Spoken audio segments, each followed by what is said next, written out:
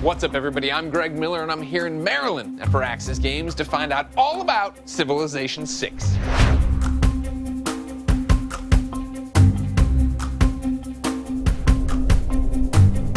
Is Civilization 6 the best one yet? No pressure.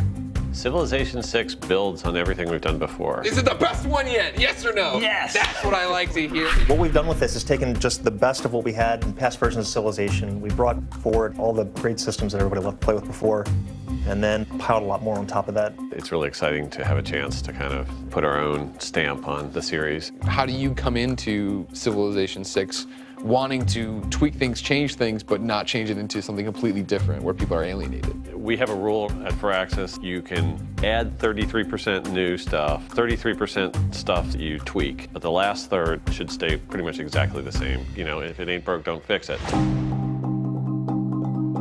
What's the most interesting aspect for you? I would say it comes down to the core tenet of the game, which is unstacking the cities.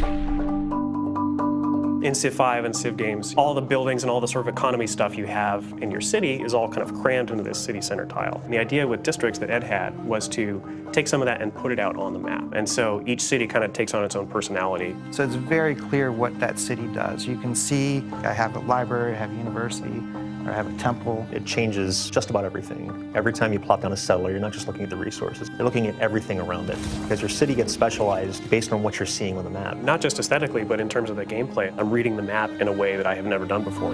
We have chosen our leaders this time in order to come up with the people who are the biggest personalities.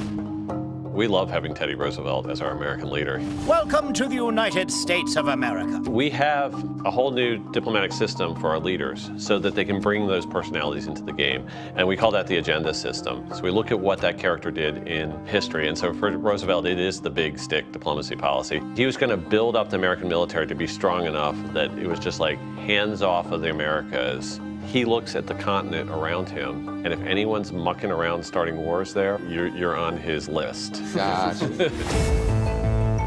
We've talked a lot about, you know, Civilization 6 is doing this, it's gonna be great, it's gonna be great, all these things are gonna be great, we get it. But like what I wanna know is, what is the riskiest thing you've done? We rebuilt the game engine entirely. We had all these things working in Civ 5, and we're just like, out the window.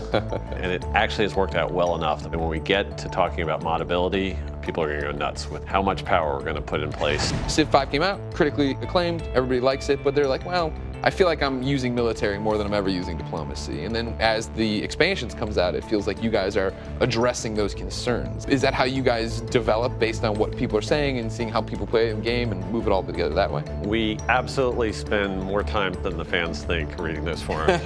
Cut to you guys crying at the computer. Yeah. What is the secret to Civilization? The fact that it's been around 25 years. The way that it just spans throughout time allows just a limitless amount of ideas to be bolted onto it and have it work and become a whole new game while keeping that same foundation. There's just an amazing amount of stuff you can do with it. Civilization 6 comes out October 21st, 2016. Until next time, it's been our pleasure to serve you. We're a very collaborative team here. We spend a lot of time concepting. I get ideas from the art team, I take them to the design team, and we just go back and forth. That's why everybody likes our games, I think.